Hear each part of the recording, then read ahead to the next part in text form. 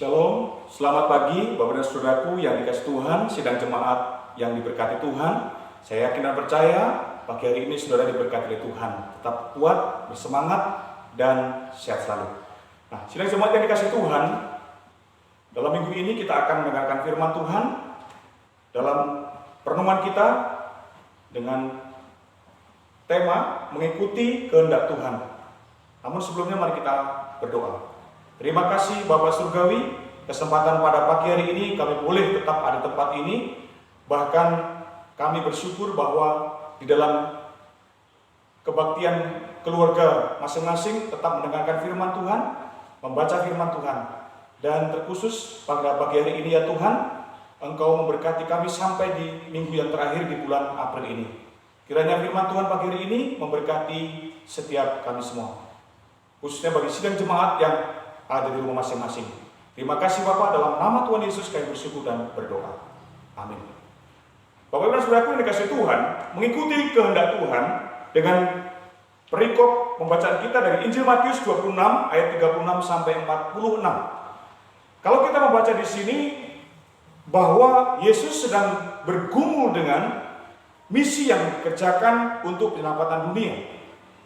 Ketika Yesus berhadapan dengan kehendak manusia dan kehendak Allah, di sini bicara tentang bahwa kehendak Allah adalah misinya ketika Yesus sampai kepada kematian di kayu salib, sedangkan ketika kehendak manusia dalam kemanusiaan Yesus, ia ingin supaya membatalkan misi itu sampai kepada kematian.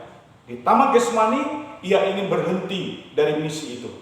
Ini bicara kehendak Allah dan bicara kehendak manusia. Nah, ketika kita membaca bagian ini, kalau sudah membaca ayat 36 sampai 46, di sana ada pergumulan yang berat antara kehendak manusia, kedagingan, dan kehendak Allah yang sebenarnya. Nah, jika kita mentaati Allah, maka akan mengalami anugerah Allah. Kata mentaati itu berarti bahwa kita sedang membiarkan kehendak Allah terjadi dalam hidup kita, bukan kehendak kita. Itu kata taat. Kita sedang bergumul sebagai manusia bahwa ada kehendak manusia, ada kehendak Tuhan. Dan kalau kita bicara kehendak Tuhan, berarti kehendak kita kalahkan. Kalau kita bicara kehendak kita yang kita menangkan, maka kehendak Allah kita kalahkan. Karena itu Bapak dan Saudara yang dikasih Tuhan, karena itu kita diajarkan oleh Tuhan bagaimana supaya kehendak Tuhan terjadi. Mari kita melihat ada teladan Yesus. Dan ada 3 sikap yang Yesus kerjakan di saat di Taman Getsemani ketika ia bergumul dengan antara kehendak Allah atau kehendak manusia. Yang pertama, Tuhan ingin supaya kita belajar seperti Tuhan Yesus ketika Yesus berdoa bahwa kalau boleh cawan ini berlalu daripada, kalau boleh. Artinya ada doa yang disampaikan kepada Tuhan itu dengan jujur. Semua didoakan, bahkan sampai pilihan kalau boleh. Dia meminta sesuatu kepada Tuhan. Berarti ada pelajaran di sini bahwa berdoa itu dengan jujur. Artinya sampaikanlah semua pergumulan kita kepada Tuhan.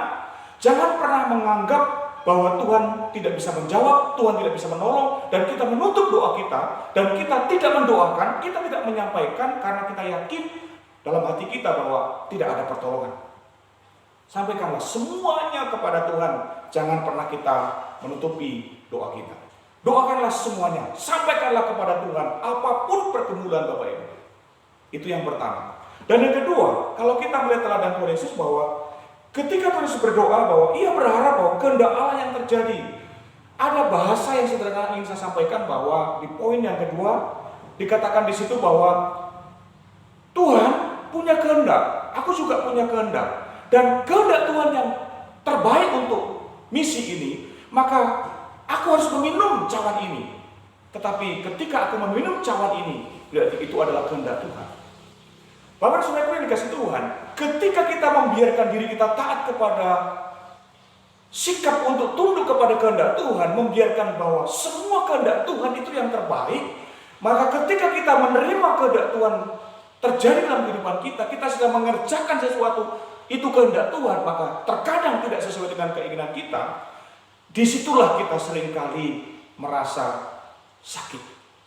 Seperti Tuhan Yesus ketika dia memilih untuk terus melanjutkan misinya sampai kepada kematian di kayu salib, maka Yesus harus menghadapi penganiayaan, penyiksaan, penghinaan sampai kepada kematian di kayu salib.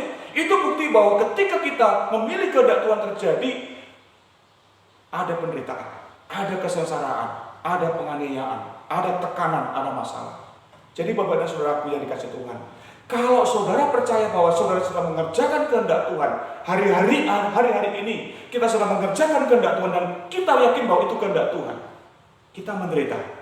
Tapi penderitaan yang kita hadapi, masalah yang kita hadapi, itu akan berakhir dengan baik untuk kita.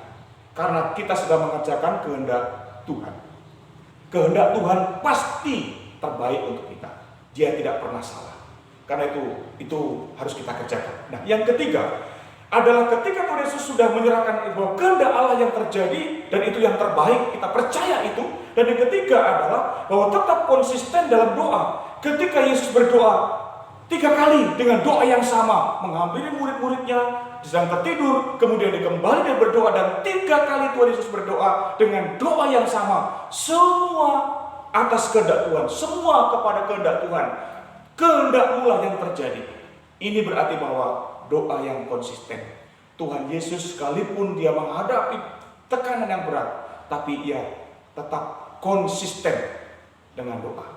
Saudara-saudaraku yang dikasih Tuhan, terkadang ketika saudara mendoakan sesuatu dan saudara mengharapkan doa saudara, keinginan saudara terjadi, tetapi orang-orang yang percaya diajarkan kepada kita oleh Tuhan kepada kita bahwa sesungguhnya ketika kita berdoa dan tidak dijawab oleh Tuhan, dan jawaban itu adalah kehendak Tuhan yang harus kita kerjakan, maka kita tetap konsisten. Jangan marah, jangan kecewa, jangan frustasi bahwa kehendak Tuhan yang kita kerjakan. Dan kita harus tetap berdoa, kita harus tetap konsisten bahwa apa yang kita lakukan itu kehendak Tuhan, dan kehendak Tuhan itu adalah jawaban yang terbaik.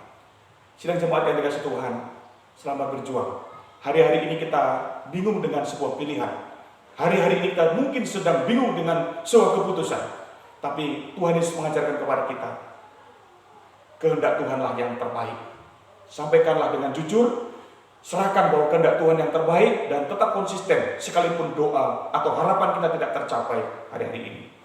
Situasi sekarang ini sulit, tapi percayalah, keadaan sulit, ekonomi sulit, anak-anak sulit, dan dunia sedang dalam keadaan sulit. Kalau ini kehendak Tuhan, hadapi dengan percaya bahwa kita bisa melewatinya, karena kita bersama dengan Tuhan. Selamat berjuang, Bapak dan Saudara yang dikasih Tuhan. Doa saya untuk saudara, Tuhan Yesus memberkati saudara. Mari kita berdoa. Terima kasih Bapa, firman Tuhan sudah memberkati setiap jemaat dan kami semua. Dan biarlah Tuhan memberkati sepanjang minggu ke depan, hari ke depan, bulan depan. Tuhan memberkati bulan Mei, sehingga kehidupan mereka diberkati Tuhan. Tidak mudah bulan Mei untuk mereka hadapi, tapi karena Tuhan menguatkan dan meneguhkan mereka. Dan ketika mereka menjalani hidup ini, mereka tidak salah memilih keputusan bahwa mereka menyerahkan seluruh kehendak Tuhan yang terjadi. Terima kasih Tuhan, berkati jemaat yang terus berjuang dengan kehidupan mereka hari ini. Di dalam nama Tuhan Yesus Kristus kami bersyukur dan kami berdoa. Haleluya. Selamat hari Minggu, jaga kesehatan, Tuhan Yesus memberkati kita semua. Amin.